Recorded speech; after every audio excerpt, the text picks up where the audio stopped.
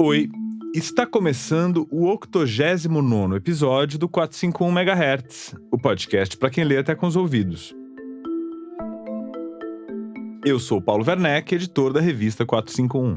2 vezes por mês, a gente conversa aqui com autores, críticos e leitores sobre os livros mais legais que acabaram de ser publicados no Brasil. Eu acho que a biografia hoje, ela se exige ser menos impressionista, ela se exige ser menos anedótica, né? Ela exige que você seduza o leitor pela elegância do texto, mas ao mesmo tempo pela seriedade no trato com as fontes históricas. Eu acho que esse é o grande desafio que se impõe ao biógrafo hoje. Esse é o Lira Neto, o convidado do episódio de hoje. O Lira Neto é o responsável por algumas das principais biografias lançadas no Brasil nos últimos anos. Ele já escreveu a história do Getúlio Vargas, da Maísa, dos judeus que saíram de Recife para ajudar a fundar Nova York, enfim, um monte de histórias do Padre Cícero e de grandes histórias brasileiras. E ele acabou de lançar uma espécie de making-of desses grandes livros, que é a arte da biografia, como escrever histórias de vida. Ele publicou pela Companhia das Letras esse livro que conta um pouco dos macetes, os segredos, os conselhos, as histórias de bastidor. Ele abre a caixa de ferramentas do biógrafo para os leitores. E além de ser um grande autor, o Lira Neto também é um grande leitor. E recentemente ele se desfez da maior parte da biblioteca dele, doando várias das preciosidades que ele tem lá. Você pode imaginar o que é a estante de um biógrafo do porte do Lira Neto. Ele doou para instituições, amigos, pesquisadores e jornalistas. Então vamos lá ouvir um pouquinho do que o Lira Neto tem a contar sobre a arte da biografia e também sobre a doação de livros.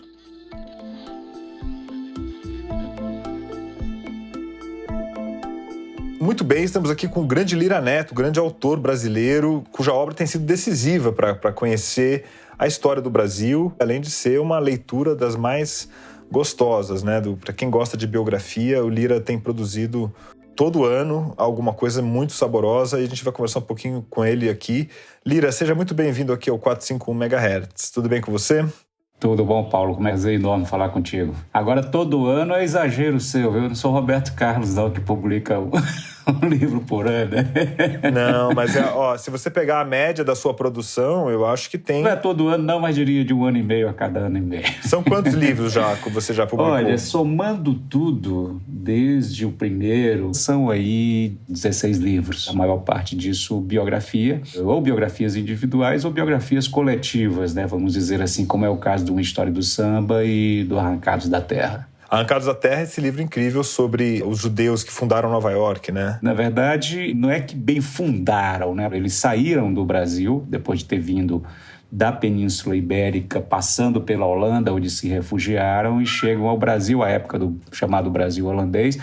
E quando os portugueses retomam os territórios das chamadas capitanias de açúcar, eles migram novamente, uma nova diáspora, e entre os locais que eles buscam refúgio está Nova Amsterdã, né, que logo depois viria a se chamar Nova York. Então, eles são um dos fundadores, vamos dizer assim, não os fundadores de Nova York. Mas, de fato, é uma história absolutamente impressionante, né? Saíram de Pernambuco e foram... Isso. Eles fugiram da Península Ibérica, né, quando da Inquisição. A Holanda, que era calvinista, não havia, portanto, Inquisição por lá. Eles buscaram ali como um porto seguro, uma rota de fuga. E quando houve a ocupação holandesa no Nordeste brasileiro, eles vieram ao Brasil até o momento em que os portugueses retomaram aquele território e eles tiveram mais uma vez que partir, porque senão ficariam de novo sobre a jurisdição da Inquisição, né? É uma história de um povo à deriva, uma história fantástica de personagens fantásticos. E é uma biografia coletiva, uma vez que, assim como na história do samba, em vez de um único indivíduo, eu acompanho um grupo de indivíduos ao longo do tempo, ao longo de uma história longa, né, do tempo histórico longo, no caso desses judeus, né, que, ali no início da Idade Moderna. Sim, é uma história incrível. Você é um cara que tem enxergado as grandes histórias que estão para ser contadas, né? Você deve ter um caderninho secreto aí num cofre da sua casa com todas as histórias que você quer contar ainda, né? Olha, Paulo, eu acho que a minha formação de jornalista, né, originalmente eu venho das redações, então eu tenho sempre esse espírito atento à pauta, né? Nesse momento, inclusive, trabalho em 2 biografias simultaneamente, porque eu não sou pouco louco, eu sou muito louco, muito obsessivo. Pode falar quais são ou é um segredo industrial? Uma delas, que já está em fase quase de conclusão, é de Oswald de Andrade. Muita gente me pergunta assim, mas você perdeu a efeméride de 22? Não perdi, não foi até de propósito, porque para mim Oswald de Andrade é muito maior do que simplesmente o ativista de 22, né? O pensamento oswaldiano, a obra de Oswald de Andrade transcende ali aquele momento de 22. E a outra biografia é de outro grande pensador, eu ousaria dizer, construtor de um conceito de Brasil, de um conceito de brasilidade. E aí eu parto não mais de São Paulo, da visão sudestina, mas aí eu vou para a visão nordestina. O outro biografado é Luiz Gonzaga, né? Então, assim, esse aí... Pois é. Estou com 2 personagens maravilhosos, uma tremenda responsabilidade, que parecem tanto quanto antípodas e até mesmo opostos, mas tento compreender a obra dos dois, a contribuição dos dois como complementar.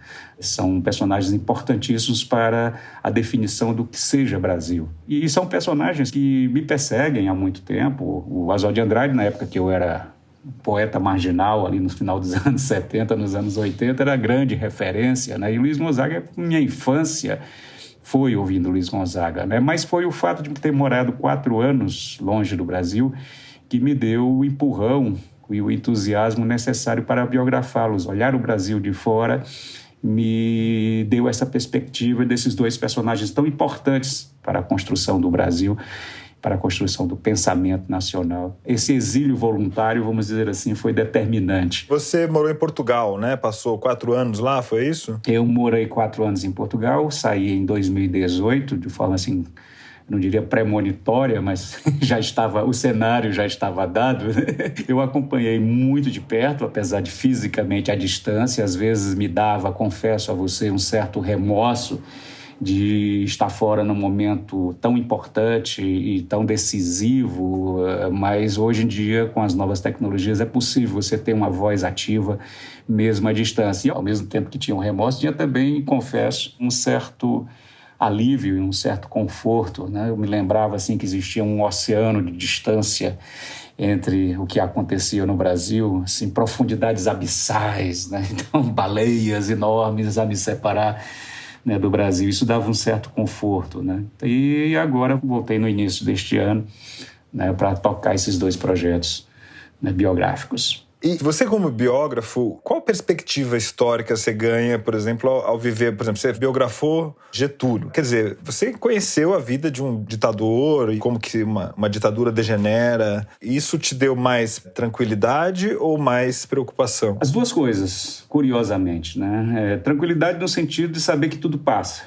né? Que a história passa, né? Mas preocupação no sentido também de que ficam os resíduos disso, né? No caso do Brasil, o mais impressionante é uma recorrência absolutamente inquietante, né, de determinados fenômenos que se repetem de forma cíclica e de forma terrível, né? E a gente observa, inevitavelmente, isso ao longo do tempo, principalmente ao longo do século XX, quando 3 elementos discursivos se juntam no mesmo momento histórico, isso é sempre muito terrível. Primeiro, você tem um discurso de um moralismo seletivo, de uma luta contra a corrupção. A corrupção, logicamente, deve ser combatida, mas existe a recorrência de um discurso udenista, vamos dizer assim, né, bastante seletivo, contra a corrupção de uns e não contra a corrupção de outros. Quando esse udenismo se junta a algo que é quase gêmeo, irmão, uma certa fantasmagoria de um perigo vermelho, né, de uma ameaça comunista, e aí junta o terceiro elemento, que é um patriotismo muito pedestre, né, um ufanismo muito ingênuo, um verde-amarelismo absolutamente tacanho. Então, quando se junta esse medo dessa fantasmagoria comunista com esse ufanismo e, ao mesmo tempo, com este moralismo, a história nos mostra que isso sempre acaba em tragédia, né? E esse discurso, por incrível que pareça, tanto tempo depois e tão manjado, ainda é muito eficiente, né? Talvez um pouco pela nossa despolitização, né? Pela nossa falta de conhecimento histórico. Eu queria também que você explicasse para um ouvinte aqui o que é o denismo? O denismo vem de UDN, né? União Democrática Nacional, que era o principal partido de oposição ao período democrático de Getúlio Vargas, né? Era um partido criado para fazer oposição a Getúlio. Getúlio, a gente tem que recorrer a ele sempre, né? Toda a pauta contemporânea passa pelo Getúlio. O que é que se discute hoje? Se discute lei trabalhista, CLT, petróleo, previdência, tamanho do Estado, ou seja, todas as questões que estão aí na pauta do dia têm a sua raiz na polarização criada em torno do Getúlio Vargas, né? Mas você não se decepciona com os seus personagens? Porque isso acontece, eu conheço alguns biógrafos que até já chegaram a abandonar projetos porque um artista que eles admiravam, alguém assim, de repente se revela uma pessoa horrível e você tem acesso a detalhes que você não queria saber sobre um herói da sua vida. Como é que você lida com essa parte das suas expectativas pessoais? Felizmente, todos os meus biografados me decepcionaram. Te decepcionaram, porque... todos? Sim, claro. Então... Inevitavelmente, porque são humanos, né? Foram seres humanos e, portanto, imperfeitos, né? Demasiadamente humanos. Então, portanto, são personagens que encarnaram tudo que nós temos de positivo e de negativo, né? Então, é claro que quando eu biografei Maísa, eu me deparei com faces menos edificantes de Maísa. Agora mesmo, biografando Oswaldo de Andrade, né? Oswaldo de Andrade seria um homem cuja obra de grande envergadura e de grande importância, mas seria um homem que teria cancelamentos simultâneos, né? e sistemáticos, né? É um personagem que, se tem uma obra fantástica, se tem uma obra revolucionária, como ser humano, tinha muitas questões ali que a leitura de hoje seriam bastante questionáveis, né? Luiz Gonzaga também, do mesmo ponto de vista político, por exemplo, tem algumas passagens não pouco meritórias, né? E eu que eu biografei também um ditador, Castelo Branco, né? Ou seja, eu não estou atrás de simplesmente incensar os meus heróis, né? Muito pelo contrário, eu quero compreendê-los e naquilo que eles têm de imperfeitos, naquilo que eles têm. Eu acho que esse é o grande papel da biografia. Não monumentalizar o personagem, mas fazê-los, inclusive, descer do pedestal, fazê-los caminhar à luz do dia entre nós, como seres humanos que são. Mas, Lira, quando é que você decide o título do livro? E se isso pode atrapalhar, se aparece muito no começo, porque aí você acaba tendo que cumprir aquela promessa daquele título, ou se você faz um exercício de anotar todas as possibilidades e só no final decidir. Não, no meu caso, o título é a última coisa. Às vezes eu chego a mandar os originais para o editor sem título. No caso do Arrancados da Terra, inclusive, até o último minuto o livro já estava pronto, já tinha passado pela preparação de originais, já estava na revisão e não havia título. O título é a última coisa, exatamente para não criar uma armadilha, né, um gesso ali, uma determinação em que você tem que perseguir. Não, o título, depois da obra escrita, é que você vai pensar que título ela terá, né? No caso do Arrancados da Terra, por exemplo, esta biografia coletiva, eu tinha pensado em vários títulos e nenhum deles me convencia. Trocava ideias com o Luiz Schwartz, lá da Companhia das Letras, com o Otávio, também da companhia. Tinha essa ideia de deslocamento, de deriva, né? Nômade.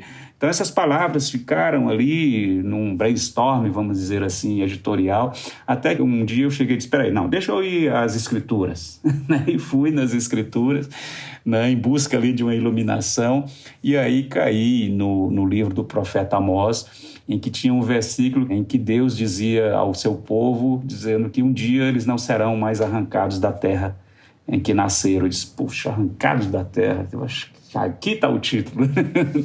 Isso é interessante, Paulo, porque uma coisa que eu costumo fazer com assim, quase obrigatória frequência é quando eu estou trabalhando em um assunto, em um personagem, eu leio muito a literatura da época e leio muito os dicionários e os adagiários da época, em busca exatamente dessa ambiência, dessa atmosfera, né, de como as pessoas falavam naquela época, e geralmente tem boas inspirações, né? Então, os títulos de capítulos, para títulos de capítulos, né? Para o próprio título da obra, como foi o caso. No caso de Getúlio, eu não só consumi a bibliografia política, nem as fontes históricas primárias relacionadas à política e à economia, mas também à cultura, né? Mas também aos usos e costumes. Tanto é que a história do samba foi quase um subproduto da pesquisa para biografar Getúlio Vargas, né? Fiz uma imersão ali na cultura brasileira da primeira metade do século XX. O samba aparece como um elemento muito importante nessa construção de uma suposta identidade nacional. O samba, que era um gênero marginal, né, nascido de populações vulneráveis e invisibilizadas, passa a ser o símbolo hegemônico nacional. Então, biografar o samba foi quase, eu diria assim, uma consequência da biografia de Getúlio Vargas. Eu queria te perguntar, assim, não daria para caber nesse podcast, acho que a pessoa tem que ler o livro para saber o que o biógrafo deve fazer, mas eu queria te perguntar o que o biógrafo não deve fazer. Quais são as ciladas, as cascas de banana tradicionais? Olha, sempre eu busco a justa medida. Eu utilizo muito, logicamente, autores teóricos, mas não para citá-los ou muito menos para que eles apareçam no texto. Não, eles estão ali embutidos na ideia do livro, na entrelinha, né? Há toda uma reflexão teórica, sim, mas só que isso tem que ficar subjacente ao texto, né? Ou seja, o leitor está interessado em ler uma boa história, em ler uma boa narrativa. Então, o que me seduz no ato da escrita, Paulo, é o exercício da narrativa. Eu compreendo, inclusive, a narrativa como uma forma válida, uma forma legítima de escrita da história. Há toda uma discussão teórica se a narrativa, durante muito tempo, foi considerada um gênero menor, positivista, ou seja, que a narrativa não daria conta da complexidade dos fenômenos históricos e tal. Isso dos anos 80 para cá, final da década de 70 para cá, a narrativa tem se afirmado muito como uma possibilidade e sim como uma escrita legítima da história. Você não pode entediar o leitor com discussão teórica, né? Você fazer um calhamaço em que você vai discutir, né, a economia dentro de um ponto de vista teórico, a política. Não, você quer uma narrativa, você quer contar essa história, logicamente que é ancorado numa prática reflexiva sobre esses acontecimentos. Então, eu trafego ali numa linha, vamos dizer assim, de mão dupla, em que essa busca por essa narrativa límpida, cristalina, em que o leitor não seja entediado, mas ao mesmo tempo com alguma profundidade do ponto de vista de não simplesmente estar contando uma historinha, né? Então, esse é que é o grande desafio do biógrafo, né? E uma coisa que eu faço, que eu acho que é importante, é que você, como pesquisador da história, perceba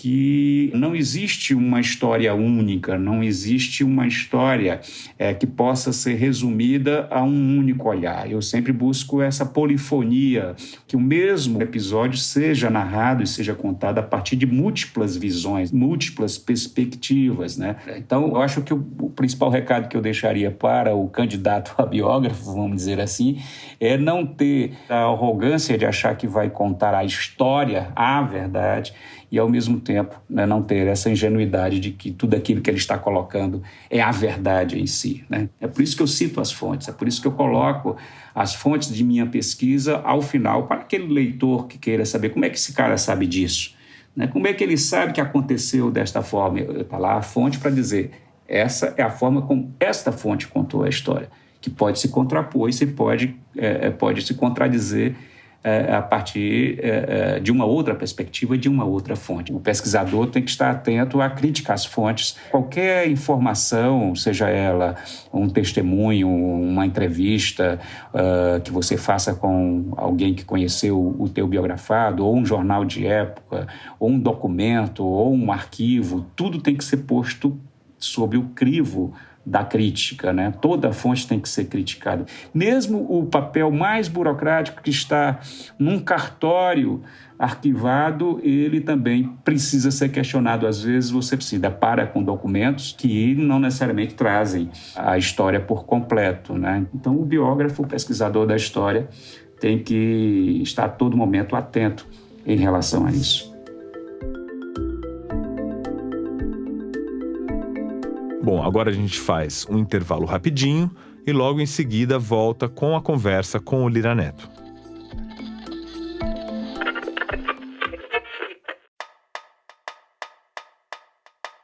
Oi, tudo bem? Tenho um convite especial para você.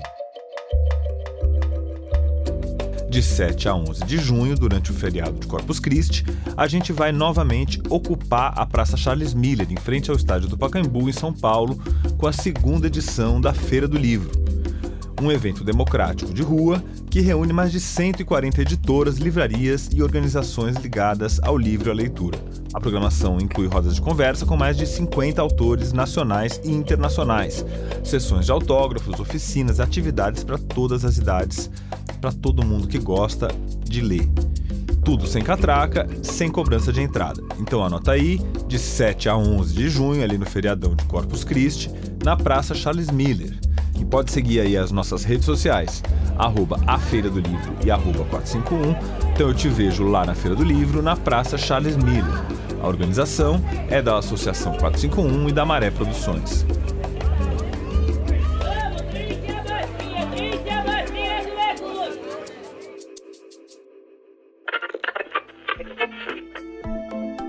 Bom, e agora a gente vai para a segunda parte da conversa com o Lira Neto.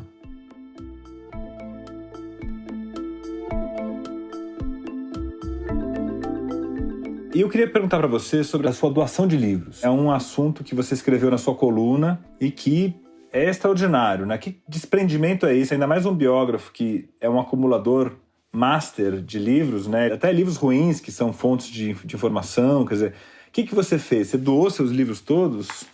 Na verdade é o seguinte, sempre fui um cara meio nômade, assim. Até conseguir financiar um apartamento aqui em São Paulo, durante muito tempo eu fiquei mudando de apartamento para apartamento, e todo mundo que se muda e que tem uma biblioteca em casa sabe que o grande problema é transportar os livros. Quando eu mudei de Fortaleza, já deixei boa parte dos livros por lá, depois fui morar em Salvador durante um ano e pouco, vim para São Paulo em 2001, 2002, mudei várias vezes de endereço aqui em São Paulo, e sempre tinha esse problema do transporte dos livros, né? E quando eu fui para Portugal, o transporte intercontinental, um container, é um troço caro pra caramba, e eu tive que fazer ali uma seleção do que é que eu iria levar. E o mesmo se deu na volta. Então, o que você percebe é o seguinte, que cada livro que você escreve, de certa forma, você constrói uma biblioteca temática em torno daquele personagem ou daquele tema que você esteja trabalhando. Na maioria das vezes, você não retornará a algum desses temas.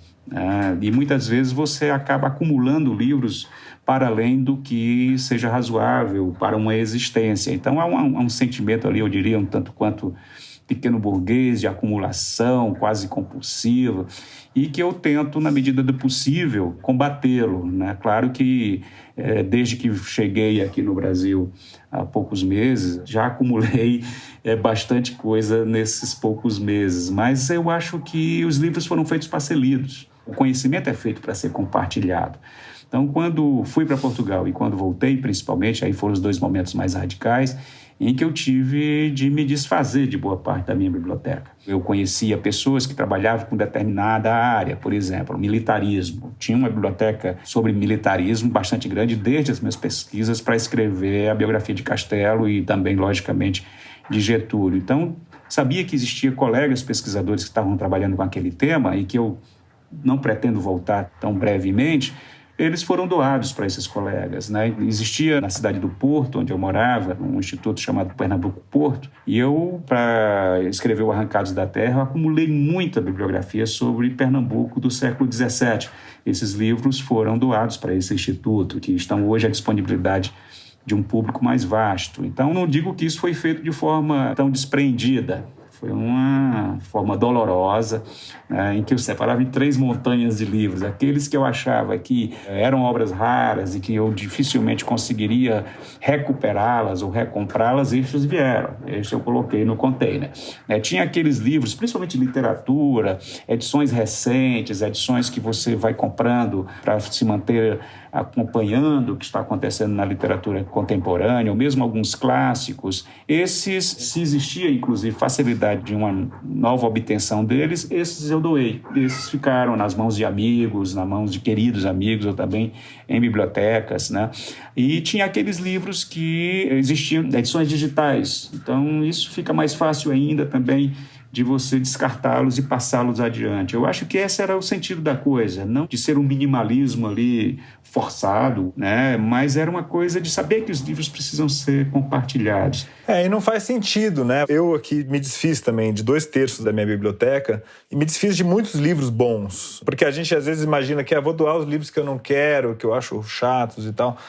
Mas você doa muito livro bom também, porque às vezes você tem um livro que você leu maravilhoso quando você tinha 23 anos, mas não vai voltar a ler naquela mesma tradução, naquela mesma edição. Ou você quer que o seu filho leia, mas depois daquele livro já saiu, O Gênio do Crime. Minha filha foi ler na escola, já tinha mudado a ortografia, ela já tinha que ler numa edição mais moderna, não fazia sentido guardar daquela maneira, né?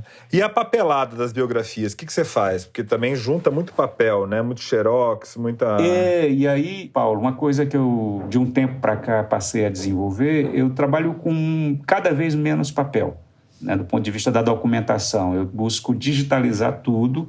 Então, hoje eu trabalho em aplicativos que são gerenciamento de dados, né? Inclusive os livros de trabalho, os livros que eu consulto como trabalho, boa parte deles estão no computador ou no tablet ou no Kindle, né? Então, assim, facilita muito. Eu uso um aplicativo em que eu jogo tudo aqui no computador.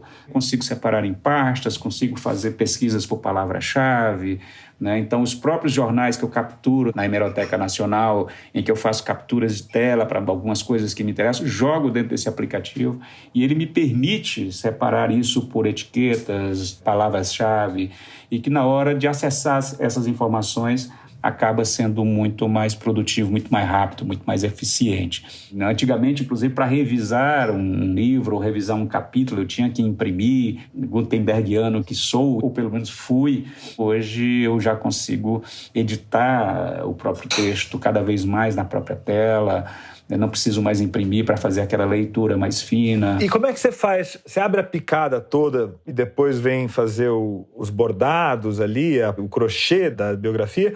Ou você vai fazendo o crochê do ponto de partida até o de chegada? Qual que é a sua escola? A primeira coisa, eu acho que tem que fazer o que eu chamo de um voo de pássaro, né? Fazer uma panorâmica sobre a trajetória do biografado. Então, a primeira coisa, logicamente, é tentar acessar tudo que de mais relevante foi publicado sobre essa história, sobre esse personagem, sobre essa época, e fazer um reconhecimento de terreno de toda a trajetória do personagem, né? E aí depois vem, sim, esse trabalho de bordadura, de carpintaria, em que aí eu vou às fontes primárias no sentido de tentar preencher essa coluna vertebral que foi traçada no primeiro momento. Então, eu leio tudo que foi de relevante que se publicou sobre o assunto, estabeleço ali uma cronologia, eu tenho que ordenar cronologicamente isso e depois retorno às fontes para tentar preencher essas lacunas e construir capítulo a capítulo a bordadura dessa história.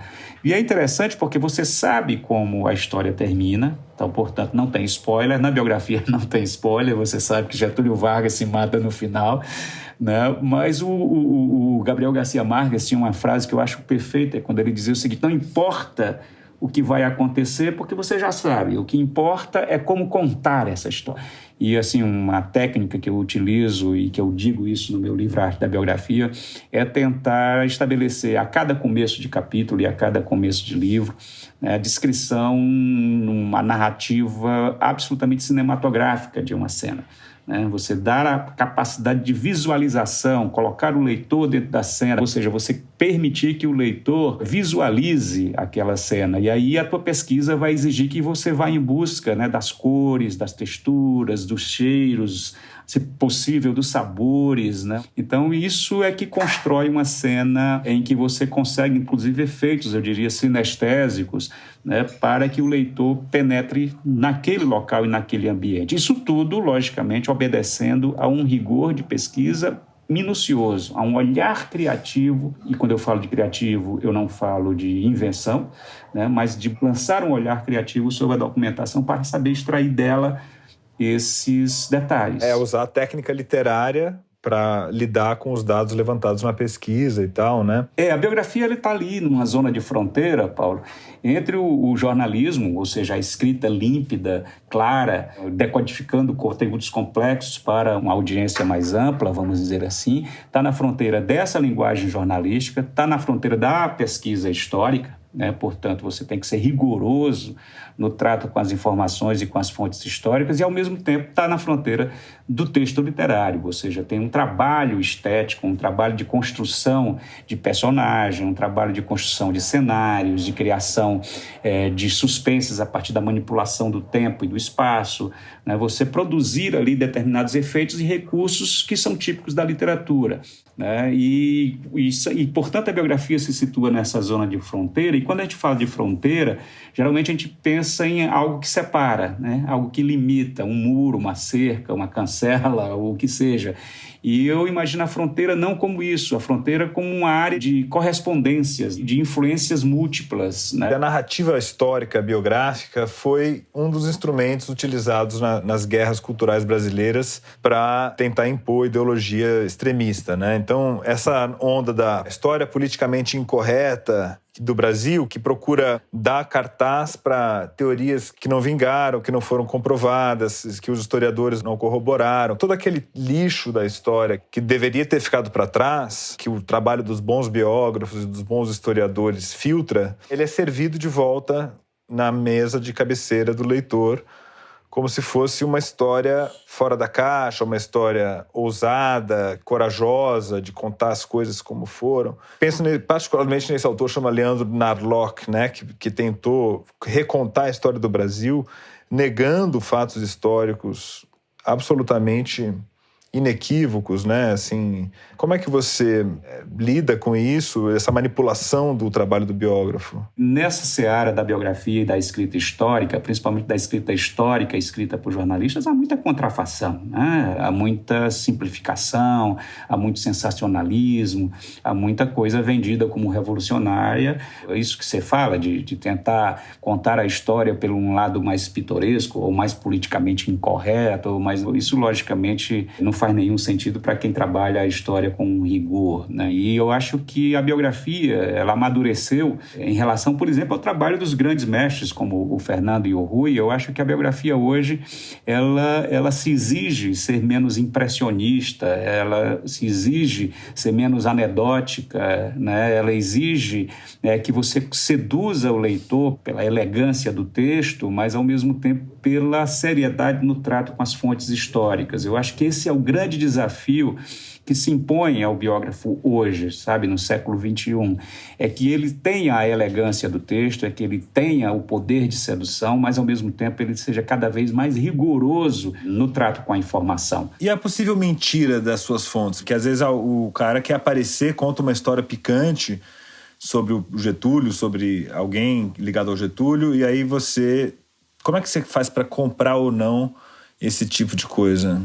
É por isso que você precisa explicitar suas fontes, até porque toda fonte não é necessariamente confiável. O biógrafo tem que suspeitar das suas fontes, tem que desconfiar das suas fontes, até mesmo aquelas que pareçam mais verossímeis. A própria memória, a memória é seletiva, a memória é plástica, a memória é construída. Então, um depoimento de alguém que viveu aquele acontecimento não necessariamente é mais verdadeiro do que o outro, porque a memória vai sendo construída, vai sendo reelaborada, né? Então, é isso. Ainda mais pelos biografados, né? Eu fico imaginando o Getúlio é um cara que deve ter passado a vida inteira selecionando o que ele ia deixar para trás, o que ele não ia, né? O diário dele, por exemplo. Sim. Quando você se depara com o diário, você diz, então eu vou ver agora a história como ela tal e qual aconteceu, porque é o próprio protagonista que está contando. Mas, se você pega, inclusive, o diário do Getúlio, para citar esse exemplo específico, é um diário que foi passado a limpo, a letra é linda, a letra não tem uma rasura, não tem uma emenda, o que mostra que aquele texto foi passado a limpo e, portanto, é uma versão construída da própria história,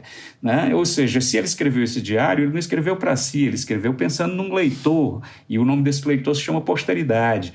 Então, portanto, ele estava querendo passar uma imagem, né, uma autoimagem, repartir essa autoimagem com o seu público. Então, o biógrafo, assim como qualquer pesquisador da história, ele tem que estar muito atento a essas ciladas, a essas armadilhas, e é por isso que eu digo que é arrogância e é ingenuidade ao mesmo tempo você dizer, tudo que está no meu livro é verdade. Isso é de uma ingenuidade. Somente os positivistas do século XIX achavam que a história é uma ciência exata, em que você pode dizer só publico aquilo que é verdade. Não, você publica a partir dos vestígios da história. O historiador, o repórter da história, o biógrafo, ele trabalha com vestígios, com pistas, com sinais, né? Como diria o Ginsburg, né? Você trabalha com o que sobrou, o que deixaram sobrar, com o remanescente. Às vezes tem pontos cegos, né? Exatamente. E você, como biógrafo, Paulo, tem que ter a honestidade de dizer para o leitor o momento em que essa bibliografia ou essas fontes históricas, primárias ou não, silenciam. No caso do Arrancados da Terra, há um hiato de 12 anos na vida de um dos protagonistas, e eu tive que dizer ao leitor, né, que não se sabe o que aconteceu entre a fuga, né, de Gaspar Rodrigues, que é o personagem da Península Ibérica, de Portugal, e a reentrada em cena dele já na Holanda, em Amsterdã. Há 12 anos de silêncio, o que é absolutamente natural e compreensível num personagem que estava em fuga, portanto, apagando os próprios rastros. Então, você tem que explicar, inclusive, ao leitor este silêncio. Por exemplo, no caso do Getúlio, que acabaram de descobrir cartas dele lá no Rio Grande do Sul, que cobrem um período que, quando eu escrevi o livro, tinha muito pouca coisa, que era a invasão da cidade de São Tomé, na Argentina, pelo Benjamin Vargas e pelo futuro chefe da guarda pessoal dele, que era Gregório Fortunato. Isso aconteceu em 32, 33. Não havia praticamente nada no arquivo de Getúlio. Por quê? Porque ele não queria que isso fosse, que isso passasse para a história. E agora, no Rio Grande do Sul, foram descobertas cartas que contam essa história a partir da correspondência do Getúlio com os irmãos. E é por isso, Paulo, assim, para encerrar, que eu não acredito em biografias definitivas. Não existe biografia definitiva. Por quê? Por dois motivos. Primeiro, porque os documentos estarão sempre possíveis de serem descobertos. E segundo, porque os mesmos documentos já conhecidos podem ser lidos, olhados e interpretados de forma diferente por 2 pesquisadores, 3, 4 diferentes. Se você colocar a mesma documentação na mão do Paulo e na mão do Lira, muito provavelmente você terá 2 versões completamente diferentes sobre a mesma história. Então é por isso que não há. Leiam a do Lira, se isso acontecer. Eu já recomendo aqui. Ô, Lira, maravilha. O que eu te responderia só, sem querer te corrigir, é que eu acho que o que é definitivo numa biografia é o estilo do autor, né? Por isso também que ela não pode ser drenada de estilo, a objetividade da apuração não pode e não deve, de modo algum, comprometer o estilo literário. E aqui nós temos um grande representante. Muito obrigado, Lira, pela sua entrevista. Parabéns pela doação dos livros e pelos projetos. Estamos esperando aí o Gonzagão e o Oswald chegarem nas prateleiras. Tá bom? Maravilha, Paulo. Muito obrigado. Foi um prazer enorme. Beleza. Nos encontrar por aí. Muito obrigado, cara. E vamos em frente. Então, eu queria, antes de partir para a nossa dica de livro LGBTQIA+, eu queria ler aqui um comentário que chegou por e-mail em relação ao nosso episódio com o Sérgio Alcides. A gente entrevistou o Sérgio Alcides, que é professor de literatura, crítico literário e escritor, poeta, a respeito da reedição da obra do Antônio Cândido, e recebi aqui um e-mail do Schneider Carpegiani, que é editor do Suplemento Pernambuco, um jornal de crítica literária publicado em Recife, e que eu comentei um pouquinho sobre a cobertura do Suplemento Pernambuco na Flip, que homenageou Ana Cristina César, em 2016, da qual eu fui o curador. Então até eu queria pedir para recuperar um pouquinho aqui o trecho em que eu comento essa crítica feita pelo Suplemento Pernambuco naquela ocasião à curadoria da homenagem a Ana Cristina César. Vamos ouvir aí.